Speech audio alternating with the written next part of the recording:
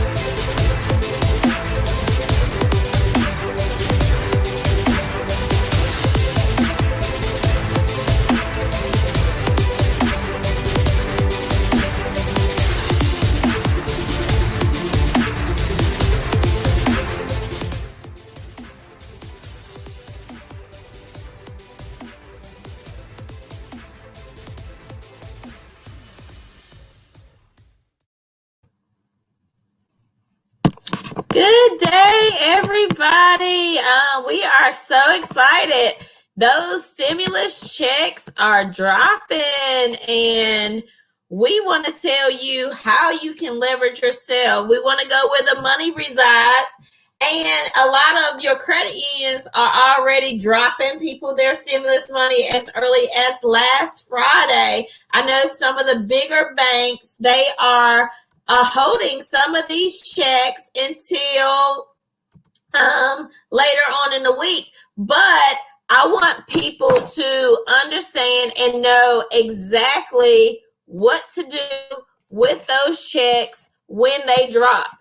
And I'm going to give you a few reasons why you should not spend all your money on paying off your bills, and then guess what? You broke all over again. So we want to go over some of the ways that you can spend a check and get it right back. The first thing is we want to talk about stocks. A lot of people heard about GameStop. They've been wanting to know about stock. Well, this is your opportunity. Am I saying spend your whole stimulus check on stocks? No. We're going to tell you how to diversify your portfolio. You want to diversify your portfolio. That means that you're not going to spend all your money in one place. You are not going to just go head over heels into one thing and take a risk on losing it all. Remember, this check is to create leverage, to create wealth, to bring you out of the hole and keep you out of the hole. So if you spend your money all on bills, yes, you will feel good for probably maybe a week at best, but really, how long will you feel good after your bills are paid? And yeah, that's only temporary, because guess what? April 1st is around the corner. More bills going to hit you in the head. So why not take this check, leverage yourself, because it's unexpected cash. It's not cash that you actually had to work for and get. So why not leverage yourself? So the first thing I would suggest, maybe spending, not all of it, depending on how many dependents you have. I would put some money into some stocks. If you want to do stocks, I would do companies that I believe in, companies that you know are thriving and that you understand and know about. Don't just go off of what people are saying on these different blogs. Do your due diligence. Do your research as to where you want to put your money as far as stocks go. Now, as far as your credit, this is an opportunity. If you've been wanting to get your credit straight, people are signing up for credit repair. They are doing all kinds of things to, they messed up their credit, or you may have messed up your credit, but it's not going to fix overnight. So you need to reestablish your credit. So this is a great opportunity for you to get a secure credit card.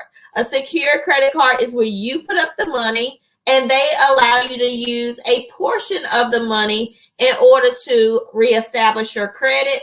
I'm not saying, and again, I don't think you should go and pay your bills off, because then you're going to end up making square one. This is just like, what happens to most people every income tax season. Yes, they go buy a car, they ball for a few weeks, and then it's back to the same old, same old. Remember, the definition of insanity is doing the same thing over and over, but expecting different results. You gotta do it. You gotta make a change in order for a change to happen. You have to change your mindset. You have to let your kids see you change your mindset in order to elevate them, in order to elevate your situation, to get your head above water, and not only for a second and then start back drowning again, but you want to get your head above water and keep your head above water. I'm not saying quit your job, go chase your dreams, but that leads me to the next point. Invest in yourself. That means get you some things that will help leverage yourself, as far as learning a trade. You can go to heat and air school. You can get a hair braider license. Do things like that that's going to put you in a better position as far as work-wise goes. That's what I would do. Another thing is every real estate agent is going to tell you, buy a house, get your down payment, buy a house from me. Well, you need to have a strategy, because everything is about strategy. Yes, I'm going to encourage you to buy a house. Yes, home ownership is the American dream. I would encourage you, though, to buy a property that you could possibly fix up using a rehab loan. FHA has a 203k loan. So a house that you normally would not be able to buy as maybe a first-time home buyer, why don't you buy a fixer-up or something that's below value, or a house that you find even off the market that's abandoned and that you may be able to pay cash for with your stimulus, and then go to the bank and refinance it. That's called BRRRR. You can either rent it out or you can live in it for yourself, and then that way have a plan. Remember, everything is about strategy. So get a house that you can possibly flip later on. There is no rule.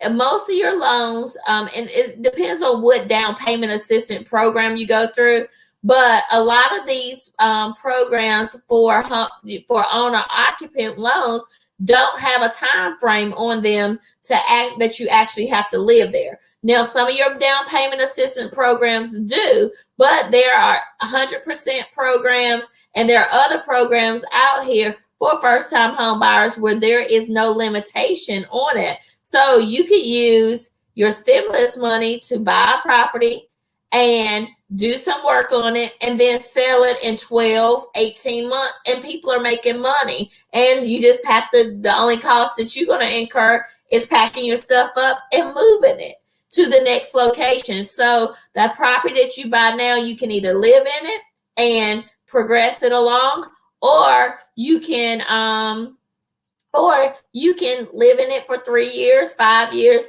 and then have an exit plan to go on to the next property. Also, we want to talk about side hustles. We're going to talk about a few things that you can start, businesses that you can start for under $1,400.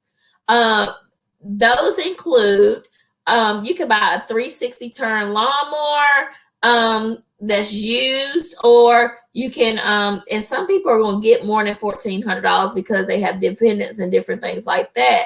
So, or even if you can't buy a 360 lawnmower, turn lawnmower, I would buy at least a ride lawnmower and get started in a lawn care business. You can buy a used vending machine. You don't have to buy a brand new vending machine. Buy you a used vending machine that you can set up in possibly somewhere that you patronize, such as a barbershop or a beauty salon. Also, I would look at getting an online store, as far as like Shopify, even on Amazon. You can do Amazon, and within your Amazon store, you can resell stuff that you find on sale. There are people in the Midwest, like Wyoming, Utah, in the middle of nowhere, and they're not price comparing. They're not price shopping a lot of times because they have limited access to stores around them. So you could go to some of the outlet stores, go to some of the clearance racks, and resell brand new stuff to people online, either through Amazon, through Shopify, even Facebook store, a marketplace, offer up. You can sell, and in those places, you can sell both new and used stuff. So you can flip stuff. So you could buy something that's on sale and flip it. People go to the outlet stores, and they've running their stores off of their Instagram stories where they're just reposting stuff at a really good price that people would like to have. So don't just think about people in your immediate area. Think about nationwide. Like I said, when you got people out in the Midwest, in the middle of nowhere, really don't have transportation, but they see stuff online that they want, and if you're able to provide it at a good price, you can sell it to them. So I would look at, and that's called, and if you want to research a little bit more about it, that's called retail arbitration. Retail arbitration is very lucrative. I mean, there are people that are making millions of dollars by just taking clearance stickers off of clearance things at Walmart. You can download the Amazon app and it will scan the item based on the barcode, and you can see what people are charging on Amazon for that thing that is heavily discounted or on the clearance rack in your local store. So I would encourage you to get over buying those crab legs, and then if you are able to do any of this and you're able to create $300 to $1,000 a month in disposable income, how many bills could that help you pay? That could probably kill most people's utility bills. That could kill a car payment for you. That can create leverage, because if you go and just pay bills, now that money's gone, and those bill collectors and those people that you're paying off and getting out of debt for, guess what? They're not, a lot of them aren't going to let you borrow that money back if you go broke come April the 15th. So I would invest the money, spend a check, get it right back, and keep building and building. And you don't have to quit your job to do any of this stuff. And you don't even have to take your entire stimulus check to do the things that I've named here for you to leverage yourself, change your mind, change your life, put yourself in a better position. Remember, the definition of insanity is doing the same thing over and over, but expecting different results. And remember, our theme for all of my videos are: in difficulty lies opportunity. This is your opportunity to leverage yourself. Make sure that you let your opportunities prepare you so that you can create income, not only for yourself, but for your kids, for the rest of this year, or even more. So I would highly, highly suggest that you don't spend your stimulus check on those crab legs, and create you some money and then pay your bills. So I'm going to do a short recap for the people that just got on here. Look at stocks, look at buying a house with an exit strategy, look at getting a secure credit card to improve your credit, get a trade, also invest in some side hustles such as grass cutting, an online shop if you wanted to, retail arbitration, become a mobile notary. People are making plenty of money doing that as a side hustle, in a vending machine. So there's a lot of opportunities that don't take a lot of money, that you don't need a lot of capital for. And remember, and I cannot stress this enough, you do not need an LLC to do any of this. You do not need an LLC to do any of this. You can do this under your name. But if this is a side hustle and it's not really producing a lot of money for you to want to invest in the LLC, then I would just highly encourage you. You can use your name and do a DBA, which means doing business as, and still give yourself a title. Do not get hooked up and caught up on, oh my God, it's going to cost me $300 and something just to do the LLC. You do not need a LLC. Thank you, Keisha. Thank you, everybody, for listening. I hope and I wish that everybody will do something productive with these stimulus checks, because this is your opportunity to get your head above water, keep it above water, and move forward and make a better life for you and your family.